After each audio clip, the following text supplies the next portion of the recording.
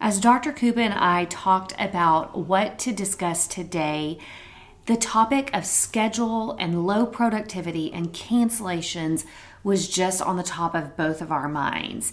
And as we began to dialogue, we realized that the content we were discussing was exactly relevant from our Sucktember episode of 2022.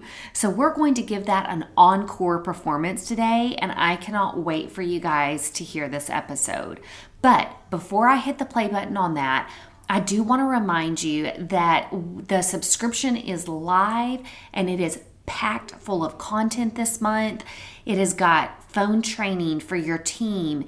It has Sucktember downtime task list. It's got how to audit phone calls. It is phenomenal and it is $49.99. Go and subscribe today. We're putting a link in the show notes below. Just do yourself a favor, click it, and purchase this month's content. Enjoy today's encore episode. All right, so I get to pick your brain on a subject today that's been coming up quite a bit, I would say over the last couple of months, but specifically over the last couple of weeks, which is just a lot of patient cancellations, schedule kind of falling apart. Some of the feedback I've been hearing from my clients is that they'll have a really full schedule and then it seems like sickness, especially since school has started back, they've been getting a lot of people calling in saying that they're sick or they've got a sick kid or something like that. And so they're kind of left with this barren schedule and are trying to figure out what to do, not only with the schedule, but also what do I do with my staff when the schedule falls apart like this? So I wanted to kind of see, do you feel like you've seen some schedule changes over the last month or so? Yes, and I think I agree with the sick kids. Actually, it's been less than I would have thought, I guess, and it's, especially in pedo land, once school starts back, and here for us in Texas, at least where I am, it was pretty much by August 15th, schools were all back in. Yeah. So yeah, we saw a big slump, for sure, but we expect September and that time to be slow. So is the schedule falling apart more than that? It really depends on the day. We've had some days that were decently busy and others maybe not so much. So yeah, I don't really know how to answer that question. Doesn't stand out as abnormally slow to you? Yeah, maybe not. I guess I'd have to think about it a little bit more or actually pull the schedule up in front of me. But I also feel like a lot of people, myself included, thought the summer was especially busy. Yeah. And busier than we anticipated, which was really needed after how slow the spring was. And if you remember, the spring was super slow again because Omicron and all of that was resurging. And so January, February were like disasters. So I remember thinking, gosh, this summer's so busy. But it's busy in a pedo office anyway. And I remember thinking, well, great, we needed to make up for the slump in the spring. So maybe it's some of that too. Like we've just come off the heels of like a super busy summer. And I don't think it's just us. Like I've heard this from my orthodontist friends, my oral surgeon friends, my general dental friends, that people have been busy. It was a good summer for most of us. So maybe just in contrast to it being a little busier summer that we all expected to slow down, but maybe it's like seems dramatically slower. Maybe it's not dramatically. That makes sense. Like the summer was so busy that the quietness of September you felt it more just because of how busy summer was. Yeah. No, that makes sense. So I wanted to kind of ask your opinion on what do you do with staff when you hit these slower seasons, either expected? I know a lot of my clients have laughingly said to me, well, I always call it Sucktember. It's just not it's never a good month, So they do kind of anticipate a slow September. But what are some of the things that you feel like you do do you send employees home? Do you try to have extra tasks for them during this time? Talk with me a little bit about that. So we like to try to have extra tasks, which again is tough because we're not producing, but then the overhead stays the same because we're having, people work. But it's kind of like, we did the episode on associates, and if you don't give them some juicier crumbs, that are going to walk. And so if I tell my assistant, sorry, go home every day, then I'm not going to have them when I need them for the busier time. So it's definitely put you in a bind for sure. So I think one thing that's actually worked to our advantage, which sounds terrible, but this whole like sickness, there are some employees with their sick kids. So it's like, okay, no. That person needs to be out. So, we can retain others on. But we have done some like, okay, it's clean out time. Like, let's reorganize. Let's do a deep cleaning in the office. I'll try to use that time for more trainings if I can, like things that we've been intending to train on, medical emergency trainings. We should be doing those. I think in Texas, you've got to show proof that you've done it at least once a year. But I think it's good because there's always, especially this year, there's been such staff turnover and new people, maybe getting in 2 or 3 medical emergency trainings and really looking, nice and shiny, like a shiny little penny that we did real good. So just trying to make sure we're scheduling all that stuff. And I know in the summer, we try to have an early morning staff meeting every other week, and we didn't do that at all in the summer. Like we don't have time for that. We're trying to get out of making sure we don't hit overtime.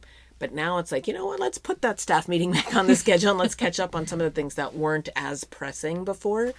So I think that's all very helpful. But really, have I sent people home? I have. And then I'm sure you'll remember this. I think I'd kind of flushed it out of my memory because it wasn't a good look for myself. I kind of acted out and had a little tantrum. But I found the notes in my bag the other day. I was like, well, maybe I overreacted. You know what I'm talking about? Not yet. Okay, so we were having our last leader meeting coming up, and we asked people to submit their concerns. And so before we had the meeting, I was like, can we see the agenda? And on the agenda, you're laughing. I I'm trying not to laugh, so now. now you know what I'm talking about. And so before the meeting, I was like, I can answer some of these questions before we even get to the meeting so we don't waste time in the meeting. And a couple of them were legitimate questions like, we've decided to do this about this. We'll address this. And we've opted, like if it was like, are we going to change our paperwork? Like that wasn't on there, but let's say it was something like that. Are we going to change our paperwork to this? No, I've thought about it already. Like previously I put it on the agenda because I wanted to talk it out as a group. But I think I've already decided on my own, like, I don't want to do this. So we had a couple of those. But then we had, I guess the question was, somebody was asking, if in downtime, if we could kind of let people know sooner that we're not going to need them so that they can pick up temp jobs or do something else. Mm-hmm. And I don't know what kind of mood I was in that day, but I kind of came unglued. I will admit it. I came unglued because I was like, what? Like, are you kidding me? I can't help that the schedule's going to fall apart. And I do everything we can. And then I turned it on them. I was like, but if y'all would call patients and confirm patients and would do more of a active, proactive thing. So, basically I took offense in that moment thinking, well, gosh, I'm supposed to tell you 2 weeks in advance if I need you or not. But right. Really, if you guys kept the schedule full, we wouldn't have to worry about that. So what are you doing to actively make sure that you are calling the overdue patients or calling the one that canceled because of sickness? Like, what are you doing? So you're doing nothing. So this all falls on me now? This is my problem? So I just had a bit of a tantrum there. And I said, yes, this is the time to go get, if you've been needing knee surgery, this is the time to do it, or go get your doctor's appointments in and things like that. Like, quit asking for that time off in the summer for non-urgent things.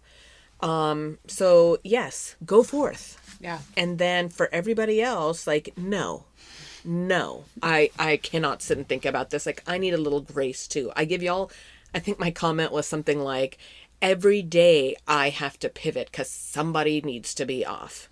Every day. So now the schedule falls apart and you can't give me the grace of just going home when I have to send you home. How many days do I have to send you home? Almost never. But how many days have you been out? Yeah. And I've got to work around that. But God forbid, one afternoon I've got to send you home early and now you want advance notice of that. I was like, once you start giving me advance notice of when you are going to be out, then I will pay in kind. But every single person, every stinking day, somebody is out. And I didn't get notice for that. My car's out. I have a migraine today. It's my period. I'm like, are you kidding me? Are you kidding me? Am I allowed to do that? Not show up for a week, a month? Like, so I was not very kind in my answer back. And I think in the end, then they were like, well, all they were asking was, and I tuned it out because I'd already had my tantrum, so I couldn't go backwards now. Like, the words of my tantrum still hold true. Go back and listen to them again. Yes, so I don't know. They were trying to tell me how I had read the question all wrong, but it was too late. Like, I had to save face at that point, so I just was like, well, we've already discussed this. Let's move on. So you and I have not talked about my meltdown either, so go ahead. Go ahead. But no, I think you actually bring up a really good point, which is we are really clear, I would say several times a year, we're very clear with your team on when are great times to schedule vacations, to schedule doctor's appointments, surgeries, whatever. We bring this up quite a bit with your team. And again, you would think it would go without saying, don't take off on school breaks, don't be gone during the summer, don't be gone Christmas break, all of that. But it doesn't go without saying. Like, we really do have to be very clear about it with your team. And I would say one key takeaway from this would be, look at your trends. Is September always slower for you? Is April always slower for you? I don't care. Whatever your months that you're typically slower are, maybe it's always July because you do have a lot of staff members out in July and therefore the practice always produces less. Encourage your staff verbally. Like, hey, when you guys plan a vacation or when you're planning a surgery or some kind of need to be out, these 3 months are the ideal months to plan them in. Obviously, we understand if you can't plan them during that, but those are the best months for the practice because it's helpful when you've got a slower month, when there are people that planned a vacation during that month because you continually communicated, this is a great month to take a vacation. Then, like the lady on your team that's had to be out with a sick kid, we've not been mad about it at all because we are covered. We actually didn't need you here. Thank you for saving, because she's out of PTO at this point. Thank you for saving us some money and having to be home with your kid, which sounds awful, but it's kind of just the way that it worked out, and it actually worked out nicely. So I think if nothing else, making sure you know what your typical down months are, because it is cyclical in nature, and then communicating with your team to take off during those times. So then suggestions of, because that's what I'm going to be hit with is, well, but my kids are in school then. Mm-hmm. And so I want to take my vacation in the summer when my kids are out of school. And my comment to that is, well, so do I. Yeah. But I don't take these gigantic long vacations in the summer because y'all need an income. Yeah. So if I'm not producing and getting you a paycheck, so we take our vacations, same as like, we'll leave on a Thursday after work, and then I'll make sure I'm covered with an associate on the Friday, and then I come back Sunday night, and yeah, my family's not super happy that we couldn't take a longer break, but I need to be there. And so I guess, but it doesn't go over well if I say that, well, you're just there to make money. And I'm like, yeah, I'm making money so I can pay you. Yeah. Anywho, what is your comment to that then for people that are like, well, but my kids are off and I want to go, and because that's what we had. It made some of the people with older kids or no kids very bitter. We had an assistant at one point, and her kids were, I think, pre-K and 2 years old.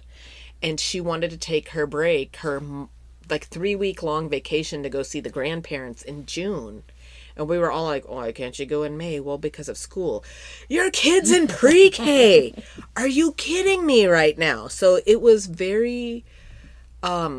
I don't know what to say. To me, that made no sense whatsoever. And I don't want to be one to bully people into when you can and can't take a vacation, because I strongly feel about how important vacations are, at least for my own peace of mind. I don't know. Yeah. I don't know what to say about that. So, and this would apply to the slow times as well when you're having to send people home. We do have to make it fair across the board. So I do think it's important to have conversations with your staff members. We talk about this a lot, keeping in touch with their desires and their hopes and all of that. But there are going to be people that either don't have kids in the home anymore that have some flexibility, or they've got kids that are older and they don't mind taking them out, or younger and they don't mind taking them out. So I think getting a pulse on your team, and then if there are 2 or 3 people on your team that are like, no, I really like to take off in the summertime, that is my preferred time, then we really have to work together to make it fair to the schedule. Is that, well, okay, you're going to have to each pick 3 different weeks. and you're going to have to space it out between June, July, and August. I can't have, all 3 weeks being in June or so work amongst yourself. Y'all can all take, your week off, but it needs to all fall in a different month. So y'all figure that out. That's on you guys. So you can have some parameters that aren't 100% restrictive. Also, I would make it fair when you have to send people home that's done in a very orderly fashion. It's not just who you felt like sending home in the moment, but it's like, oh, you were third on the list, so it's actually your turn now. And, oh, now you're fourth on the list. And then keep track of that. Because if you don't make it through the whole list by the end of that slow period of time, that list needs to carry forward to the next period of time. So maybe you only made it to 5 out of 10 people. And then when you hit your next slow period of time, you don't start back at number 1. You start at number 6, the person that didn't have to, be sent home. So you got to kind of make that fair and equitable too. Even though logically you're like, well, I need to just keep my best person at the front that's super productive. Like, I don't ever want to have to send her home. Yeah, I get that to a point, but at the same time, that's going to create some bitterness on the team. Why am I always the one that's sent home and you're never the one that's sent home?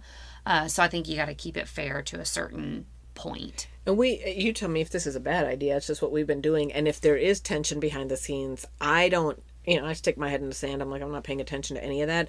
I've got one who's kind of a busybody. And so she's the one who's going, well, so-and-so. Like, it's not even her, right? She'll be the one who's saying, well, Jane got to go home last time. So today I think it should be Susie.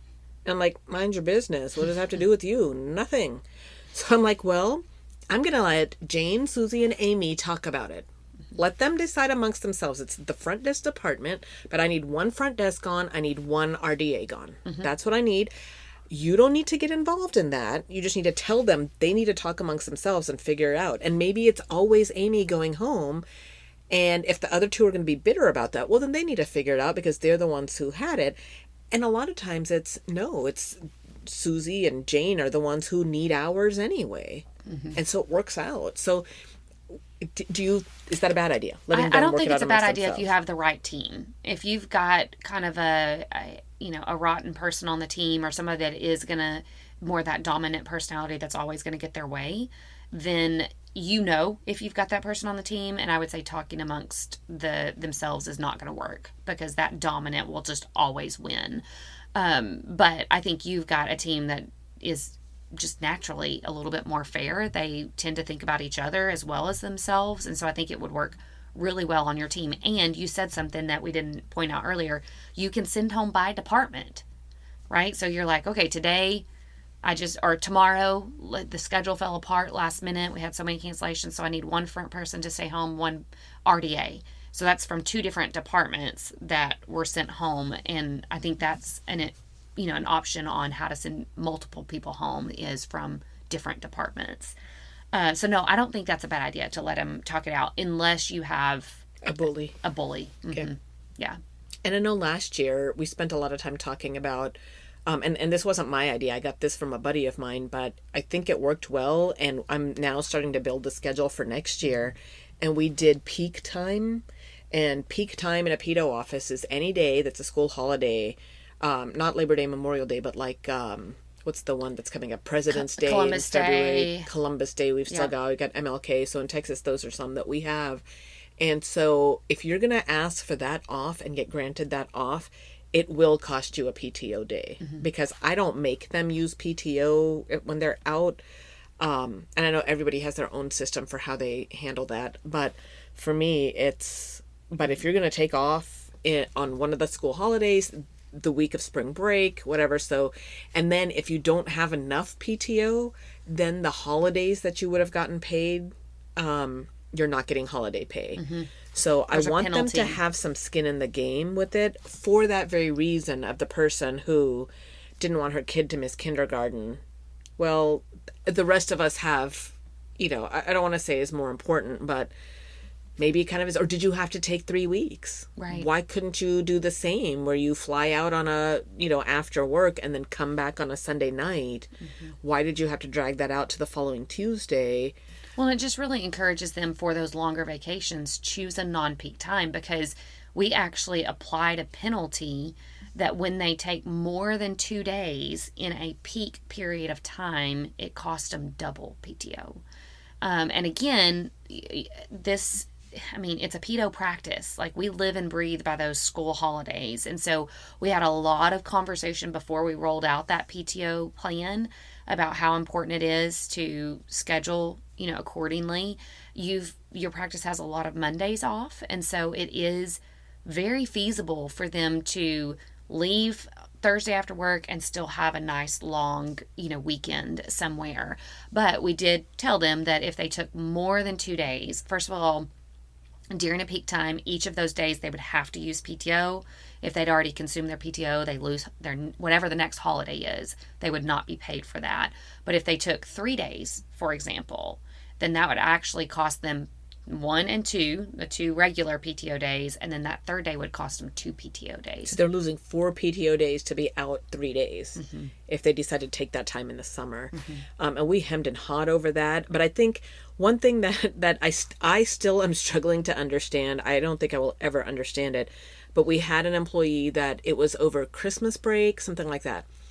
And to me, I guess because that's what we do, we're just so used to trying to strategize and minimize and maximize and whatever. So it's like, I do try to look at which airline can I take with this and what can I, to minimize the time that I'm going to be out. And, my one associate, he was taking vacations where he would take the 6 a.m. flight and then he'd fly back at the whatever so that he wouldn't miss work. And so I think as a practice owner, that's how we think. And then we take for granted that that's how everybody thinks. No, that's what we discovered heavily. It was one who was like, well, that's when the flight was. Well, did you look at other flights? Did you look at other dates that it could be? Well, no, I think I just looked at. And so we were like, are you kidding me? Like, there was zero strategy in this. And we asked multiple times in multiple ways to see, like, was there really a true reason that she's not willing to share? Because we were just mind blown that how could you not be more strategic about this? Like, it's your own paycheck too. Yeah. And you're always living paycheck to paycheck. Why would you not fly out? Like, we're done on Friday by 2. Why would you not pick the 5 o'clock Friday? It costs the same as the 11 o'clock Friday. Yeah. Why? Yeah. Why? I just picked the flight. So I can't wrap my brain around that because I can't just pick a flight. Like, there's a rhyme and a reason and 10 different things that you're trying to coordinate. And I think, again, as practice owners, that's what we do. So to have just in my mind, just a very simpleton, well, this is what I picked without any strategy or thought. I was just like, wow. Yeah. Whoa. Like, I just can't think. I still can't think that people can't think like that. It's just mind-boggling. Anywho, I was like, which okay. is why, again, telling them when are good times to take off. It seems like, well, that is such a basic. Surely I shouldn't have to say that, but it's the same exact thing. We have to say it. Yes. Like, we have to be clear on that. Yes, which is just, again, beyond my scope of comprehension. But anyway, it was like, okay, well, maybe having some penalties in place will make you think. Yeah. Maybe you will think twice. And that, like, in the end, we ended up penalizing her a bonus and a this and that. And I was like, dude, that kind of sucks. Like, you could have made an extra $900 by picking a flight 4 hours later. But your lack of planning cost you $900. Yeah. Oh. Yeah. I'm just like, go away now. Get on the flight and get out of here because you are on my last nerve right now. I can't. Yeah. No, I mean, it's one of those things that I don't think staff members, well, and even like when you were having to send people home and the comment, well, can we get advance notice when we're going to possibly be sent home?